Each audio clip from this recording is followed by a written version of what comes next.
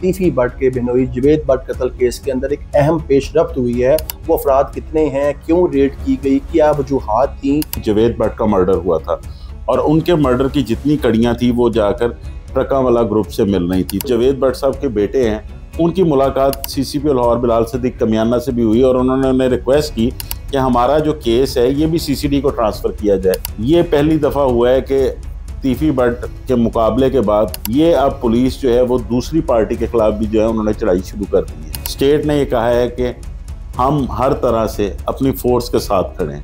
बिस्मिल्लाहिर्रहमानिर्रहीम। नाज़रीन, मैं हूं आपका मेज़बान साकिब सलीम भट्ट और आप देख रहे हैं एक्सप्रेस न्यूज़ एक्सक्लूसिव। नाज़रीन, आज हम आपके लिए लेके आए एक बहुत बड़ी खबर। लाहौर में जो कई दहाइयों से दो ख़ानदानों के दरमियान दुश्मनी चल रही थी, उस दुश्मनी के अंदर दोनों तरफ से जो है वो कीमती जानों का ज़िया भी हुआ। आज की हम खबर आपसे जो डिस्कस कर रहे हैं वो ये है कि तीफी भट्ट ख्वाजा तरीफ गुलशन अल मरूफ तीफी भट्ट के बिनोई जवेद भट्ट कत्ल केस के अंदर एक अहम पेशरफ्त हुई है, जिसके अंदर पुलिस ने थोड़ी देर कबल ही वहाँ अड्डे के ऊपर जो रेड की है और वहाँ पर कुछ मुल्ज़मान को भी, कुछ अफराद को ज़ेर हिरासत उनको लिया है। वो अफराद कितने हैं, क्यों रेड की गई, क्या वजूहात थी, इनके जानते हैं हम अपने सीनियर रिपोर्टर नुमान शेख से। तो नुमान, बहुत शुक्रिया आपके वक्त का। ये बताइएगा कि थोड़ी देर पहले जो है सुनने में आया कि पुलिस ने वहाँ पर इन्वेस्टिगेशन पुलिस ने रेड की है और कोई गिरफ्तारी के लिए छापा मारा गया था, वो क्या सारी तफसीलात है? जी साकिब साहब, बिल्कुल जिस तरह के ख्वाजा तारीफ और तीफी भट्ट का मुबैना पुलिस मुकाबला हुआ तो उसके बाद कई सवालात जो हैं वो सोशल मीडिया पर उठाए गए कि इनके बहनोई जवेद भट्ट का मर्डर हुआ था और उनके मर्डर की जितनी कड़ियां थी वो जाकर ट्रकावाला ग्रुप से मिल रही थी। तो लेकिन पुलिस जो है उनको तहफ़्फ़ुज़ दे रही है शायद, या उनकी तरफ कार्रवाई नहीं कर रही। तो ये पुलिस की जानिब से एक वाज़ेह पैगाम दिया गया है। जिस तरह उस दिन आईजी पंजाब डॉक्टर उस्मान अनवर और एडिशनल आईजी जो है सीसीडी सुहेल ज़फ़र चट्टा, उन्होंने एक न्यूज़ कॉन्फ्रेंस भी की। तो उन्होंने एक वाज़ेह पैगाम दिया था कि जिन लोगों की दुश्मनियाँ हैं या तो वो बैरून मुल्क चले जाएँ या वो अपनी सुलह कर लें, और जहाँ पर सुलह नहीं हो सकती वहाँ पर किसी तरह भी हम वेपन के जो शो वेपन है उसकी इजाज़त नहीं दे सकते। ये मेरे ख्याल से जो मुबैना पुलिस मुकाबला था तीफी भट्ट का, उसको एक तरह पुलिस जो है वो अब जस्टिफाई करने जा रही है, क्योंकि जो जवेद भट्ट साहब का कत्ल हुआ था उसमें दो अफराद के खिलाफ मुकदमा दर्ज हुआ था, जो नामजद मुल्ज़मान कैसर भट्ट और अमीर फ़तेह, जो कि अमीर बलाज के सबसे छोटे भाई हैं, उनके खिलाफ मुकदमा दर्ज हुआ था। इसमें जो मेरी इन्फॉर्मेशन है उसके मुताबिक कैसर भट्ट को जो है, क्योंकि उनकी सुलह हो गई थी तीफी भट्ट ग्रुप से, तो उन्होंने बयान दे के उस मुकदमे से इनको खारिज करवा दिया था। अमीर फ़तेह ने जो है उस मुकदमे के अंदर बेल करवाई थी गुज़िश्ता साल 10वें महीने, और 10वें महीने बेल करवाने के बाद ये उनकी नवंबर में जो है उन्होंने अपनी बेल वापस ले ली थी। अच्छा। और गुज़िश्ता साल के 12वें ही महीने में अदम पैरवी की वजह से उनकी बेल जो है वो खारिज कर दी गई थी। तो अब से कुछ देर कबल जो इन्वेस्टिगेशन पुलिस है इचरे की, उन्होंने वहाँ पर अड्डे पर रेड की। वहाँ पर अमीर फ़तेह तो उनको नहीं मिले, लेकिन 3 मुलाजमीन, जिसमें बताया जा रहा है 2 उनके मुंशी हैं जिनके नाम सुहेल और तारिक हैं, उनको ले आए। जो पुलिस टीम थी इन्वेस्टिगेशन की, उनसे मेरी अभी बात हुई तो उन्होंने ये बताया कि हम इनसे जो ट्रेल है एक आगे मुल्ज़मान की गिरफ्तारी के लिए वो चलाना चाह रहे हैं कि आगे इनसे ट्रैक चले कि अमीर फ़तेह कहाँ पर हैं। तो मेरे ख्याल से कि पुलिस अब इस बात पर संजीदा हो गई है, क्योंकि एक ज़राए का मेरा ये भी कहना था कि जो जवेद भट्ट साहब के बेटे हैं उनकी मुलाकात सीसीपी लाहौर बिलाल सिद्दीक कमियाना से भी हुई और उन्होंने उन्हें रिक्वेस्ट की कि हमारा जो केस है ये भी सीसीडी को ट्रांसफ़र किया जाए। अच्छा। जिस पर एक इसका तरीक़ाकार जो कानून में बना हुआ है, बिलाल सिद्दीक कमियाना साहब ने, जो डीआईजी इन्वेस्टिगेशन है निशान साहब, उनको कहा कि इनके केस में क्या पेशरफ्त हुई है, क्या आप लोगों में से किसी ने उनको शामिल तफ्तीश किया या उनके घर को छापा मारा है कि नहीं।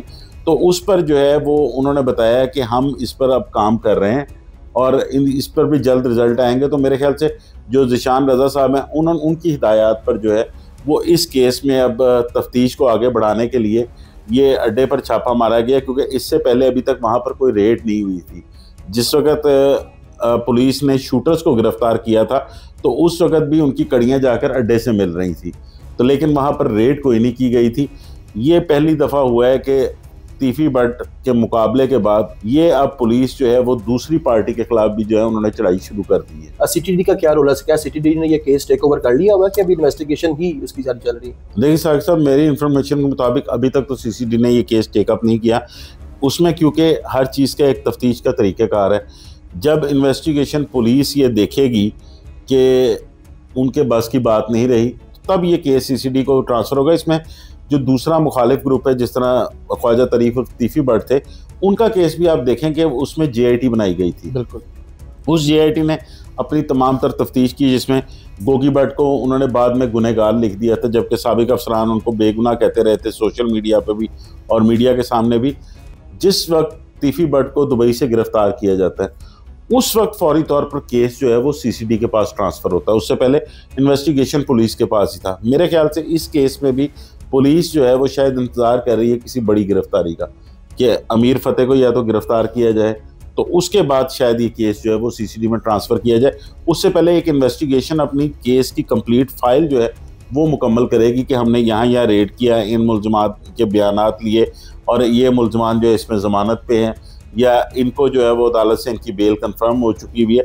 ये तमाम तर जो है ये उस फाइल का हिस्सा बनेंगे।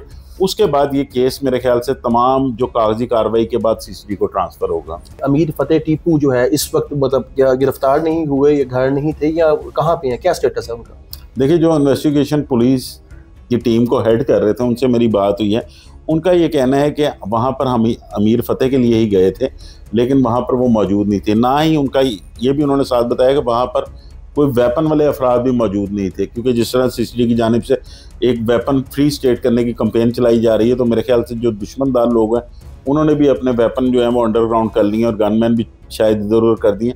तो वहाँ पर उनको उनके डेरे पर 2 अफराद जो हैं मिले, मुंशी थे। एक जो उनके बाहर खड़ा हुआ था बंदा, उनको वो अभी हिरासत में ले आए कि इनसे जो है पूछ गिछ करके उस तफ्तीश को आगे बढ़ाया जाए, क्योंकि उन लोगों को हिरासत में लेने का यही मकसद है। वो उस केस में तो शामिल नहीं है कि जो अमीर फतेह हैं उनके बारे में कोई मालूमात जो है वो मिले। गोगी भट्ट का स्टेटस क्या, कहाँ है ये? देखिए, गोगी भट्ट के बारे में जो इतलात हैं, पुलिस ने अभी तक उनको गिरफ्तार नहीं किया, क्योंकि अदालत से ज़मानत खारिज होने के बाद अब वो पुलिस को मतलूब है।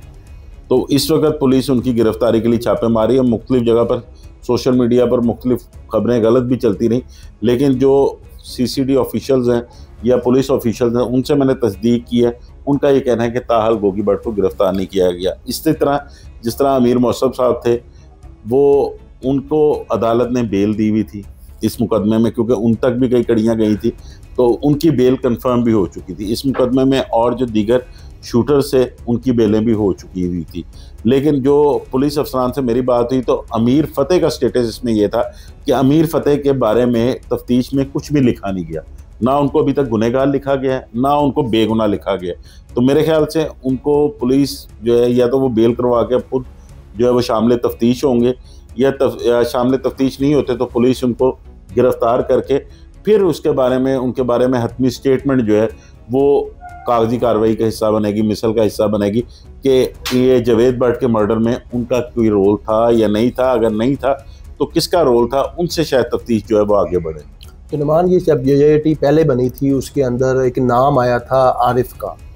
आरिफ का करैक्टर जो अभी तक वो सामने नहीं है तो उनका वो मुलाजिम था, गालिबन ड्राइवर था या गनमैन था, लेकिन आरिफ मंजर आम पे दोबारा नहीं आया। आरिफ का क्या स्टेटस है? आरिफ के देखिए साकिब साहब, इसमें 2 मुलज़िमान, और आरिफ का रोल भी बताइएगा क्या था। इसमें 2 मुलज़िमान जो हैं उनको हिरासत में लिया गया था, उसके बाद उनको बाकायदा तौर पर गिरफ्तार कर लिया गया था। इनमें 2 शूटर्स शामिल थे। उन 2 शूटर्स ने जो है अपने बयान में बताया था कि आरिफ जो है ये वहाँ पर मुलाजमत करता था और ये काफ़ी अमीर मौसम साहब के करीब हो गया था जब अमीर बलाज का मर्डर हुआ। अमीर बलाज के भी ये काफ़ी करीब था।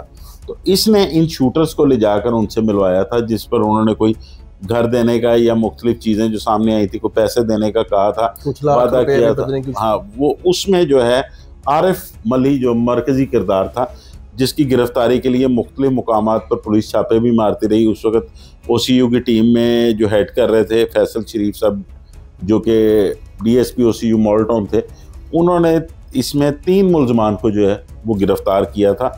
एक मुलज़िम मुझे याद है आखिर में जो कसूर से पकड़ा गया था और वो फैसिलिटेटर था, लेकिन असल जो मरकज़ी किरदार था उस केस में वो आरिफ था। वो अभी तक मिसिंग है, पुलिस अभी तक उसको गिरफ़्तार नहीं कर सकी, जबकि जो दूसरे मुलज़मान थे अज़हर वगैरह, उनकी अदालत से जो है वो ज़मानत हो गई। तो आप समझते हैं कि इस केस में कोई ऐसी पेशरफ्त हो सकती है कि आरिफ का कोई सुराग या उसके बारे में कोई लिंक मिल सके?